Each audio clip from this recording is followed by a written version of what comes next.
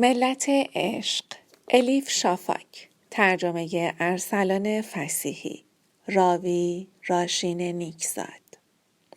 گلکبیر، قونیه، شعبان 643. چون برای خودم دردسر درست کرده ام جریمه شدم.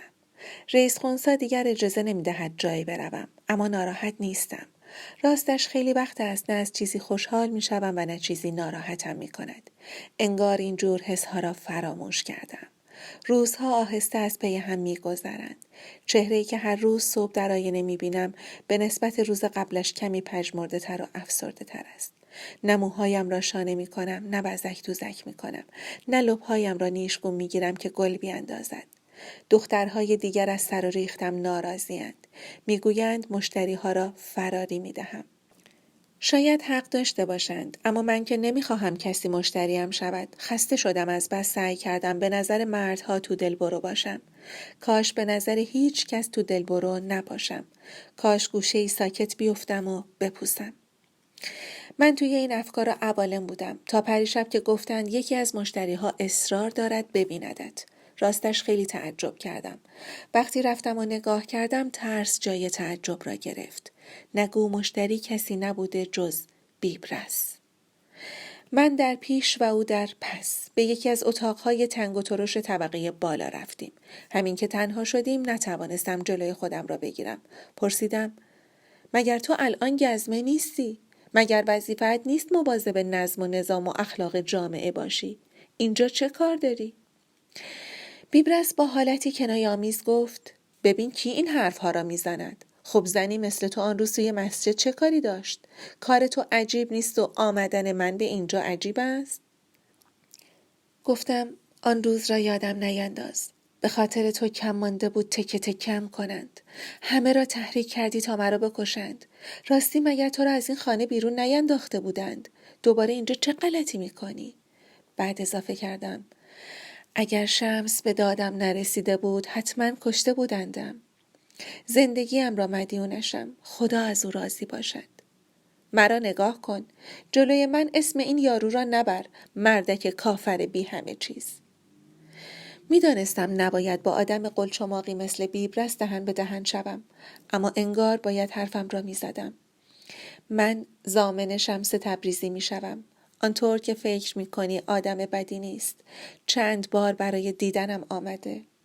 بیبرس در حالی که پوزخند میزد گفت آدمی که روسپی مثل تو ضامنش بشود به درد چه کسی میخورد؟ وای وای، پس اینطور درویشی در خانه بدنام. چرا تعجب نکردم؟ گفتم چون فکر و ذکرت فاسد است. گمان میکنی همه مثل خودت هستند، اما آنطور که فکر میکنی نیست. شمس کمکم میکند، دستم را میگیرد تا از این وضعیت نجات پیدا کنم. میگوید بدبختی یک نفر، رنجیدن یک انسان بر تمام شهر تأثیر میگذارد. اولین بار است یکی مرا جای آدم میگذارد. نه به خاطر تن و بدنم، نه به خاطر استفاده کردن از من، بلکه به این خاطر دست کمک به طرفم دراز میکند که میتواند حق را در وجودم ببیند. بیبرس پرخاش کنان گفت حق توی وجود تو چه غلطی میکند زنک؟ سر شبی نگذار دهانم باز بشود. کاری نکن مرتکب گناه بشوم. زیر لب گفتم تا حالا که نشنیدم حرف راست بزنی. اینها را بیش از این برای کسی تعریف نکرده بودم و راستش نمیدانستم چرا دارم برای بیبرس تعریف میکنم. اما شمس در ماه‌های گذشته تقریباً هر هفته به دیدنم آمده بود. سر در نمی آوردم که چطور بی آنکه دیگران ببینندش یا رئیس خونسا مچش را بگیرد میتواند داخل خانه شود. اما هر جوری بود می آمد تو.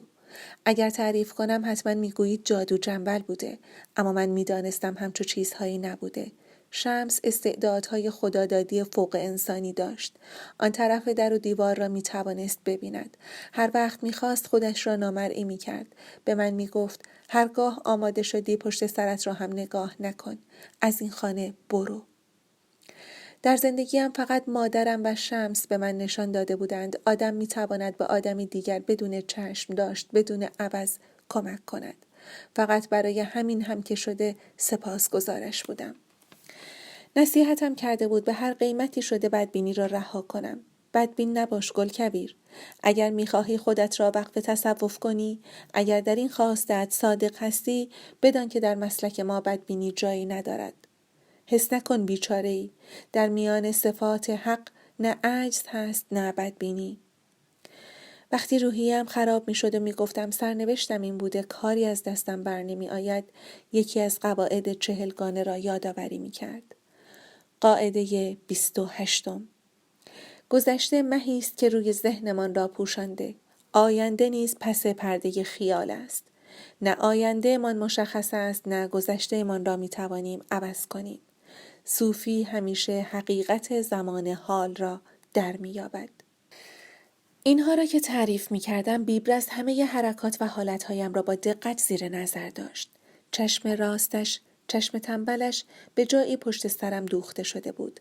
انگار چیزی آنجا بود که من نمی توانستم ببینمش. این مرد مرا می ترساند. فهمیدم بیبرس از شمس متنفر است. فقط برای آنکه موضوع را عوض کنم، رفتم کوزه شراب آوردم. توی پیاله ریختم. لاجرعه سر کشید. دومی و سومی را هم با همان سرعت نوشید.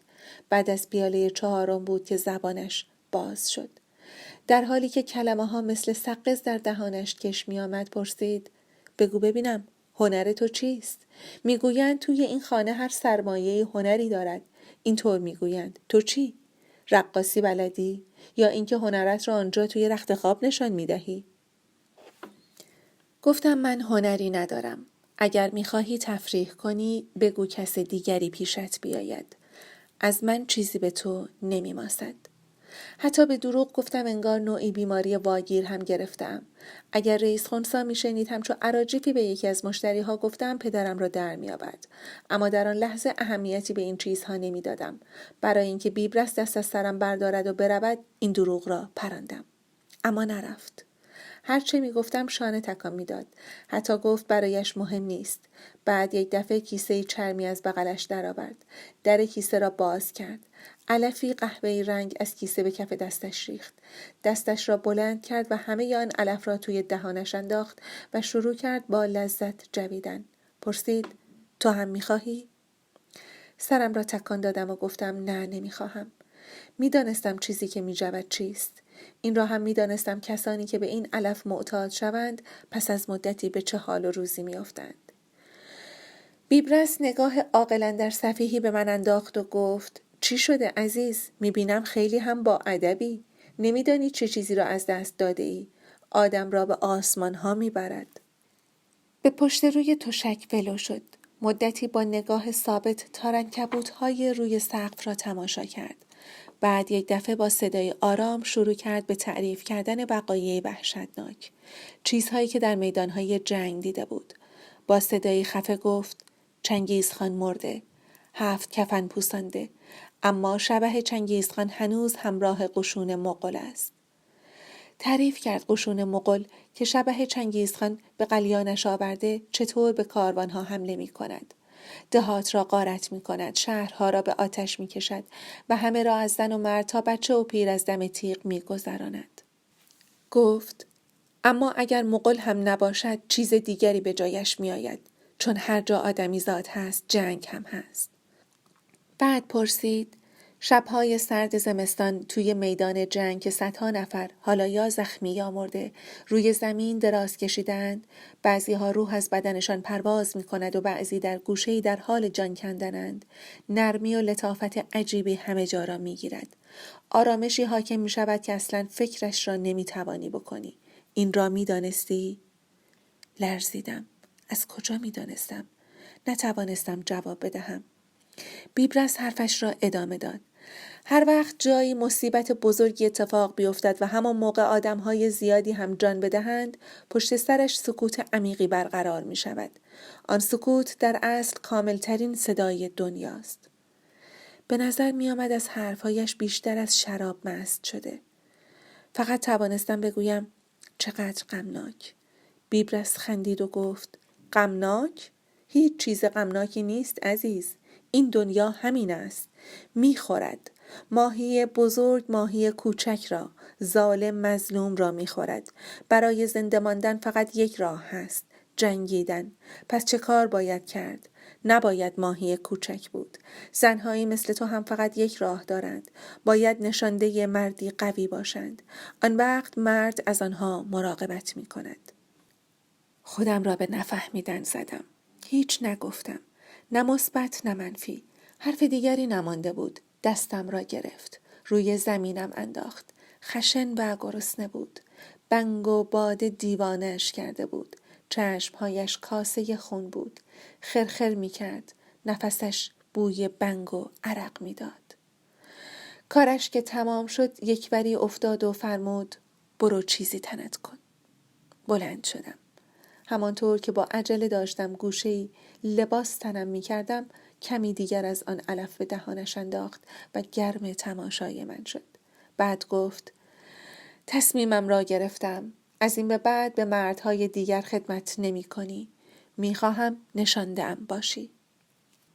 بعضی وقتها مشتری ها از این خیالات به سرشان می زد.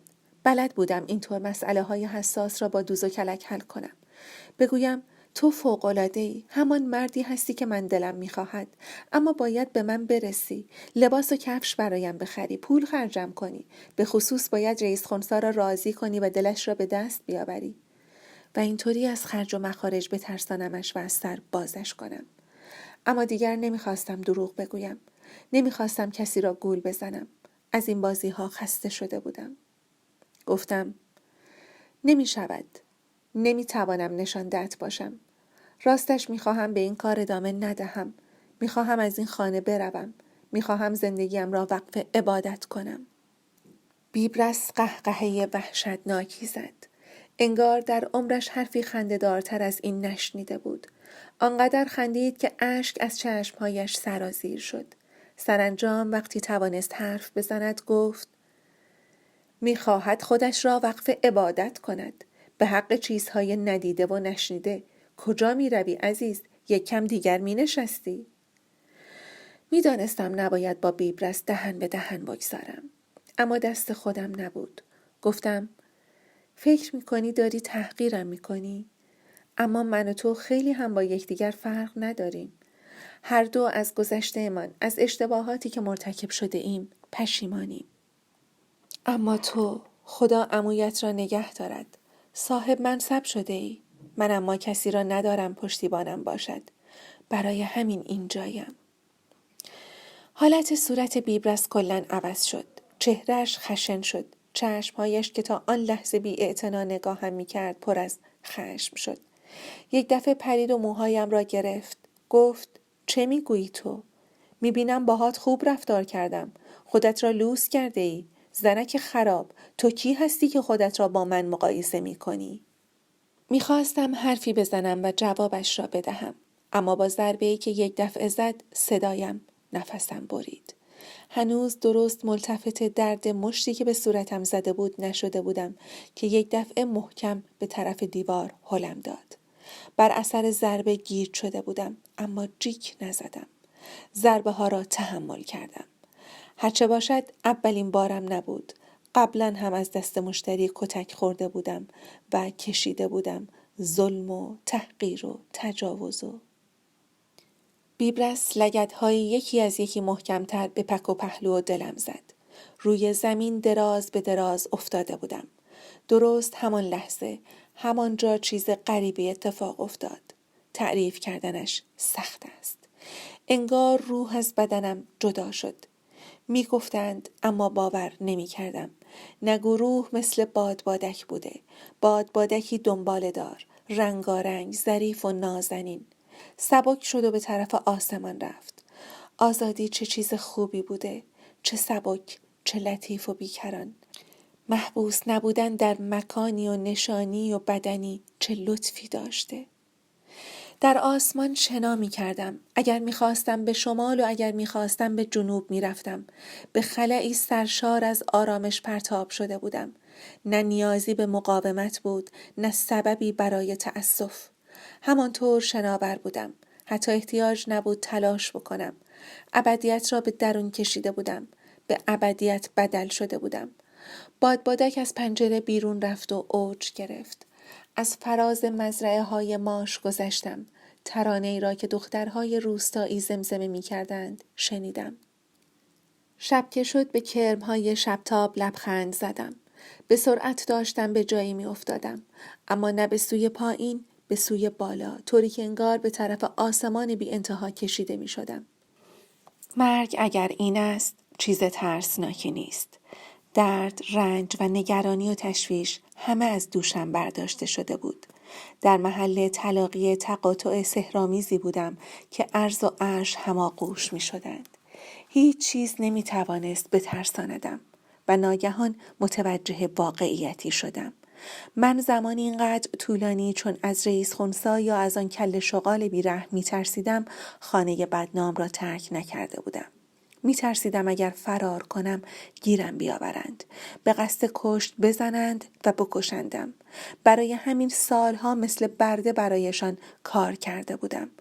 اما آن موقع حق با نشان دادن اینکه روحم مثل بادبادک به پرواز در می آید نترسیدن را یادم داد. با فرستادن بلایی به اسم بیبرس راه دست و پنجه نرم کردن با 1000 بیبرس را نشانم داد. ترسیدن و فرار کردن، به گوشه‌ای خزیدن، عمری را مثل خرگوش در سوراخی مخفی شدن و این را سرنوشت خود پنداشتن بی‌معناست. من گل کویر با خودم عهد کردم که اگر زنده ماندم از اینجا بروم و پشت سرم را هم نگاه نکنم. بله، شمس تبریزی حق داشت. چرک و کثافت، پلیدی و پلشتی، اسمش را هر چه می‌خواهی بگذار، فقط در درون آدم است. بقیه چیزها با آب شسته می شود، پاک می شود. چشمهایم را بستم. منی دیگر، منی متفاوت در ذهن مجسم کردم. آن من دیگر پاک بود، درخشان بود، تواب بود، در توبه‌اش پایدار بود. از من جوانتر، جسورتر و زیباتر بود. هم خوشبین و بیریا، هم بیباک و با درایت بود. اگر از آن خانه به در می آمد و زندگی نو آغاز می کرد، تر و تازه، سرشار از ایمان و امید بود. چنان باور کردنی حتی خیالش چنان شیرین بود که لبخند به لبانم نشاند. چرا پوزخند میزنی بزمجه؟ بیبرس لگدی دیگر زد. از درد به خود پیچیدم. باز لبخند زدم. چت شده زن لعنتی؟ گفتم چرا پوزخند میزنی؟ نکند به من میخندی؟ بیبرس پشت سر هم میپرسید و فوش میداد. بالاخره وقتی به سختی توانستم حرف بزنم گفتم به تو نمیخندم. مرا از ترس از مرگ نجات دادی. باعث شدی سرانجام بتوانم خودم را از این خانه نجات بدهم. از تو متشکرم. و در آن هنگام بیبرس با چشمانی از حدقه در آمده ترسان و لرزان نگاهم کرد. لحظه‌ای همانطور ماند. زیر لب گفت زنک پاک عقلش را از دست داده. انگار غول بیابانی دیده باشد عقب عقب رفت. با دستان لرزانش در را باز کرد. حتی یادش رفت کیسه بنگ و لباسهایش را بردارد. به سرعت از پله ها پایین رفت و از آنجا دور شد.